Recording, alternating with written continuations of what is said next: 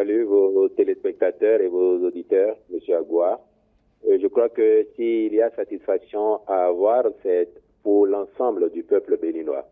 L'Assemblée nationale, composée de députés de la mouvance présidentielle et de l'opposition, est considérée comme la représentation nationale. Donc, tous les députés qui y sont représentent le peuple dans son entièreté.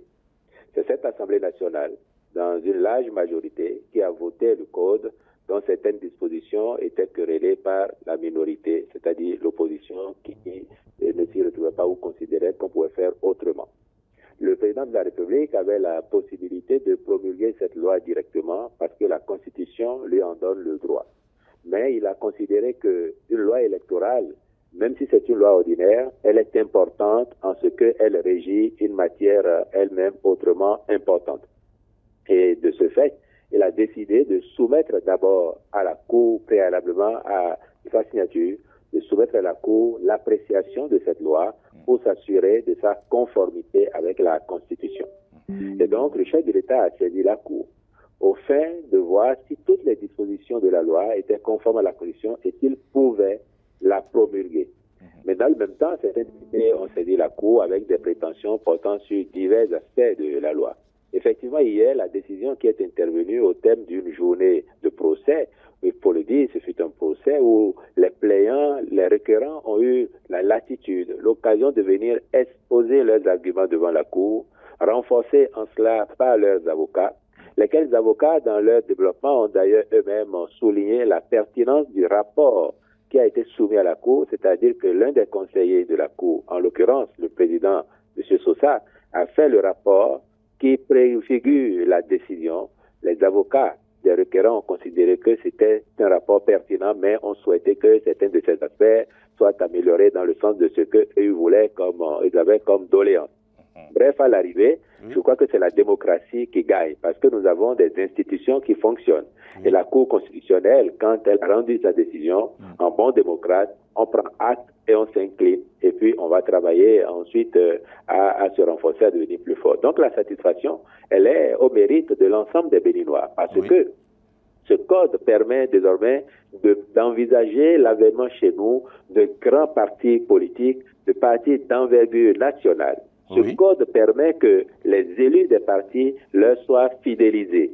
Ce code, exactement, il met ainsi fin à la transhumance. Ce code permet que, quand on veut être candidat à la présidentielle, que l'on soit représentatif et porté par un grand nombre de personnalités, donc des partis eux-mêmes implantés partout. Ce code permet tout cela. Et quand on regarde les vertus de ce code, on peut à l'arrivée dire, avec la décision de la Cour qui le valide, on peut dire que la satisfaction doit être pour tous les Béninois qui ont de tout temps espéré que la politique devienne quelque chose de sérieux, que les acteurs politiques soient des gens conséquents avec leur engagement, avec la ligne de leur parti, que les acteurs politiques soient des acteurs de la bonne gouvernance et du développement de notre pays, de l'unité nationale, de la cohésion nationale. Et c'est toutes ces vertus que ce code propose à nos acteurs politiques en leur demandant d'être dans des partis qui travaillent à devenir plus forts, plus grands et qui traversent le temps.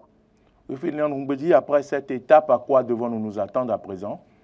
Après cette étape, je crois que dès hier soir, la Cour a commencé à faire ses diligences pour notifier, une fois que la décision est rendue, elle a annoncé qu'elle sera notifiée aux différentes parties. Le président de la République, les requérants députés à l'Assemblée nationale, les simples citoyens aussi qui l'ont saisi, mais dont les saisies étaient irrecevables. La Cour fera ses diligences et je crois que le président de la République, à son tour, accomplira les diligences qui sont les siennes, c'est-à-dire la promulgation de ce code et ensuite veiller à ce qu'il soit publié au journal officiel pour devenir effectivement une loi opposable à tous. La recherche de la vérité nous amène à vous poser une dernière question. Je rappelle pour ceux qui viennent de nous rejoindre que le porte-parole du gouvernement, secrétaire général adjoint, est en direct sur cette matinale après la décision de la Cour constitutionnelle qui a déclaré le code modifié conforme à la Constitution. Monsieur Wilfried Ndoumbédi, nous avons eu des rumeurs comme quoi il y a eu deux codes, un code où il y a eu deux articles qui étaient absents. Dites-nous, quelle est la vérité? Non, si vous lisez la décision de la Cour, moi j'ai eu l'opportunité d'aller m'asseoir à la Cour hier dessus parce que c'est un sujet sensible. Et comme je savais très bien que les médias auraient à m'interroger là-dessus, mais aussi que nos amis et frères de l'opposition, parce que c'est eux essentiellement qui étaient les requérants dans la République, ils auraient le loisir de développer leurs arguments. Je suis allé m'asseoir pour suivre les débats de bout en bout.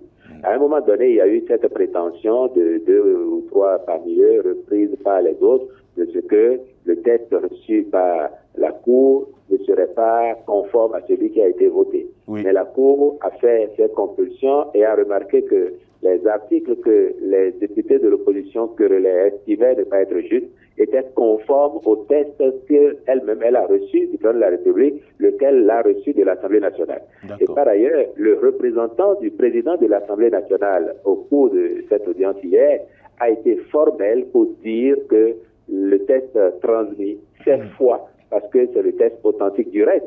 Il a offert même la possibilité aux amis de l'opposition qui contestaient cela, il a offert la possibilité de faire une procédure en inscription de faux, c'est-à-dire dénoncer s'ils sont convaincus, par exemple, que le texte a été manipulé. Faire une procédure, c'est du pénal, ça, parce que c'est grave, ce qu'ils disent, de faire cette procédure. Sauf que si vous faites cette procédure et qu'elle s'avère être une procédure calomnieuse, vous pouvez vous-même faire des frais de ça. Mais il a offert la possibilité de faire cette procédure pour que s'ils croient fermement en ce qu'ils disent, et ils constatent à la fin qu'il n'y a eu aucune manipulation. Et du reste, la Cour, dans sa décision, a consacré un paragraphe à l'authenticité de ce texte-là et a conclu que le texte il est conforme à ce qui a été fait.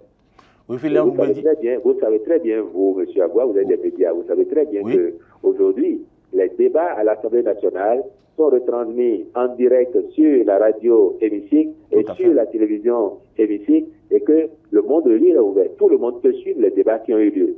Donc vous voyez que ce serait quand même trop gros que quand on a suivi en direct tous les débats, enregistrer que quelqu'un veuille manipuler les textes. Donc je suis rassuré qu'à l'issue de cette audience hier, la Cour a conclu à l'authenticité du document qui lui a été soumis pour appréciation. Avant de vous laisser partir, quel est votre mot de la fin? Je veux juste vous remercier nos concitoyens et dire encore une fois que dans l'esprit du président de la République, de sa majorité, ce qui a été fait à travers ce code vise à nous doter d'un paysage politique plus responsable, plus organisé. Nous nous sommes toujours plaints dans ce pays, entre 1990 et 2016, de n'avoir pas de véritable parti politique. Nous avions essentiellement des clubs électoraux, au mieux des partis régionaux. Nous nous en étions toujours plaints. Nous nous sommes toujours plaints de la transhumance politique. Aujourd'hui, ce code permet de régler ces problèmes. Ce que nous considérons que ce sont les acteurs politiques qui déterminent la qualité de la gouvernance. Et que si même ils sont bien renseignés, bien au fait de la gouvernance, si leurs partis sont bien organisés, c'est déjà un acquis qui les prépare à une meilleure disponibilité pour la bonne gouvernance quand ils sont appelés à être en situation. Quand on a fait ça, c'est forcément parce qu'on pense l'avenir, c'est parce qu'on veut que le Bénin soit une démocratie majeure, une démocratie mature comme d'autres, seulement en Europe, pas seulement en Amérique, parce que sur notre continent, dans notre sous-région, nous avons aussi des pays qui ont fait l'expérience de grands partis, et l'on voit au Ghana, l'on voit au Nigeria, l'on voit en Afrique du Sud, des partis qui existent depuis des décennies et qui traversent le temps, qui restent solides parce que implantés partout dans leur pays. Donc nous voulons aussi ça pour notre pays, que nos partis commencent à être partout représentés, qu'on ne puisse plus dire demain, tel parti est ancré dans telle région du pays, tel autre est ancré dans telle région du pays, mais que quand on évoque le nom d'un grand parti au Bénin, on considère que c'est un parti national au sein duquel la démocratie interne joue, les acteurs, les militants ont les mêmes droits, participent au renforcement de leur parti politique, c'est ce que je voudrais dire. Wilfried Ngoumbedji, merci de nous avoir appelés, merci d'avoir éclairé notre lanterne. Je rappelle que vous êtes le secrétaire général adjoint, porte-parole du gouvernement. Je vous souhaite une très bonne journée. Merci, M. Agua. Merci à vos téléspectateurs et auditeurs. Merci à vous.